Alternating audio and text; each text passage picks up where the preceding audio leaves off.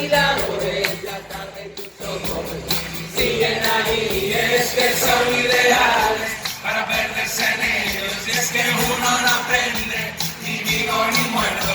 Son las 6 de la tarde, todo enfrente del puerto. No consigo sacarte, niño, ni olvidarme de ti.